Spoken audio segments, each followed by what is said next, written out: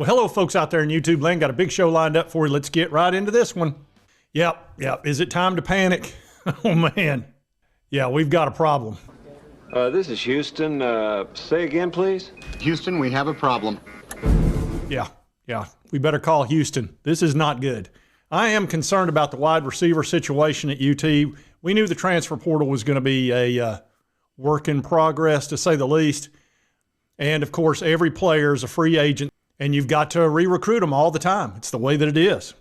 And late last night, after midnight, news came out that Mike Mathews had entered the transfer portal, our five-star freshman, who, honestly, I was expecting him to be our WR1, wide receiver uno. But it sounds like he's hit the portal. Now, he's not officially in until Monday. And I would have covered this earlier today, stuck at work. I'm going to have to do something about this. It's getting annoying. It's like whenever there's big news, I'm stuck at work. Drink it up, big boss. All right, drink it up, gambler. But anyway, I'm working on that. We'll see. Anyway, you go online to see what's happening, and this is everywhere. Tennessee wide receiver plans to enter portal, five-star interim portal, all that kind of stuff. And let me assure you, there are plenty of teams out there licking their chops going, five-star wide receiver, oh boy.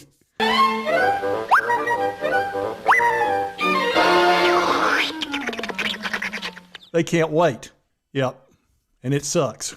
But then it's 2024. It's the way that it is. Now it's the wild, wild west. They used to think it was a year or two ago. Now it is.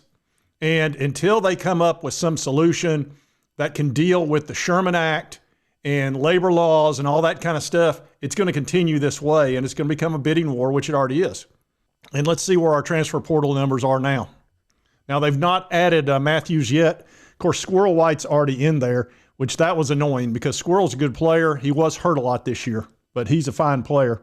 And then, of course, we knew about all the other players, Gaston Moore, etc., and some quality players. I think Christian Harrison could help somebody for sure. Cam Seldon looks like Virginia Tech, possibly, and on down the road here, but a ton of wide receivers. Currently, we've got 5, possibly 6. If Mathews' paperwork goes through Monday, that'd be 6 wide receivers, 3 tight ends, and then the 2 going to the NFL. That's 11. 11 people that catch the ball are heading out the door and leaving us with Braylon Staley, who could be a really good player, and then a couple 3 freshmen who you really don't want to be counting on 18-year-olds coming in here and lighting anything up. And then Chris Brazell. So really you've only got 2 wide receivers ready to go, one of which was a freshman last year, didn't get to play very much. Now, Mike Mathews was coming on. If you watched him, I think he had some injuries early in the season, but the last 3 games he was getting in quite a bit. He was making about half the plays. I think he averaged around 30, 35 plays a game, that's about half the offensive snaps. So they were getting him in there. He had a couple of touchdowns and was starting to really get worked into the offense. And I thought he was going to fit beautifully. And this could be a play for money. It probably is. And that's a big part of the transfer portal is, getting your money. And he's probably dealing with Spire Sports and Coach Heupel and Kelsey Pope and all those guys and helping them find their checkbook. Where's my money? Where's my money? Yeah, you got money to pay for fake mustaches, huh? Yeah, and sometimes you got to help folks. And part of this, too, they said may have something to do with NICO. There was rumors that he may be heading into the portal. And here's the thing. Not unlike Lenore Sellers. Remember I did that show about him and the portal and all that stuff. And, of course, the South Carolina people didn't appreciate that. Poor old Jack Pop's over there throwing entire cases of potato chips at me. It was just a big mess. But I tried to explain to him, you want to know where those rumors were coming from? Why there was so many articles about it? Because it probably came from the people that it would help the most, which is Lenore's camp. And if I had to go out on a limb, the NICO rumors probably came from somebody around him, you would think.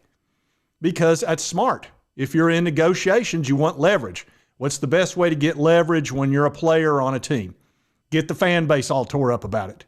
Because that puts pressure on the people that have to find the checkbook. I'm sure that played a little bit of a role, but again, Mathews probably not only wanted probably a money situation, because now we're talking about revenue sharing plus the NIL. And yes, it's going to be both. But he might have wanted to make sure, hey, am I going to be WR1? I've got a portal over here. Now, I think he'd be crazy to enter the portal right now because he's the obvious number one choice to take over. But, you know, people do what they do. And like I said, I think he's just playing a game right now to kind of get things where he wants them, which is, you know, so be it. It's the world we live in now. But I thought the Tennessee fan base handled it perfectly fine. I didn't see anybody get upset at all. Everybody was calm. I know I was calm. We were all perfectly calm. We got no food. We got no jobs. Our pets' heads are falling off. Okay, just calm down. Yep. Yeah, it was something like that. Anyway, let's look at it this way. We don't have a ton of spots anyway. I saw an article from Adam Sparks over at the Knoxville News Sentinel. He was talking about we don't have a ton of spots anyway. Plus, of course, we had to give up a couple of scholarships every year because of Jeremy Pruitt. You know, it's not like we're done with that. That punishment's still going on. Not to mention the $8 million we had to spend, that we had to pay in penalties, and of course, 25 scholarships. Well, we're not done with all those 25. We got rid of a bunch of them that first year, but still it's a drip, drip, drip over a certain number of years. Now, granted, with NIL, I don't know how critical that is, although they're probably going to get away from the walk-ons and go with 105 total you can have, more scholarships. So I don't know how that's going to play out this year. Is it going to happen right away, or are they going to do that the following year? So there's a lot of that has to be decided in that settlement with the NCAA over those 3 different class action lawsuits. So we've got a lot of moving targets. But here's what it boils down to. We're going to have to get used to a whole lot of turmoil and a whole lot of stress during certain times with these portal dates and all that kind of stuff. It just kind of is what it is. And for all the folks that are, you know, missing the way it used to be, and I understand that, we're not in Kansas anymore. Toto, I have a feeling we're not in Kansas anymore.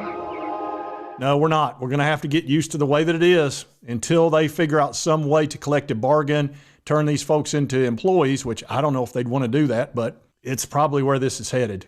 So anyway, thought I would talk about this. Sorry this is late, but again, stuck at work. Anyway, if you like this content, be sure to hit that like button. Let's remember to continue to cover all these big college sports stories. If you've not subscribed, boom, boom, boom, hit this little button right here. It'll help me one day maybe not have to constantly be at work. And right over here is the most recent video YouTube thinks you'll enjoy based on your viewing history. As you know, I battle the algorithm all the time. And we'll see you next time on Sports Talk Jay.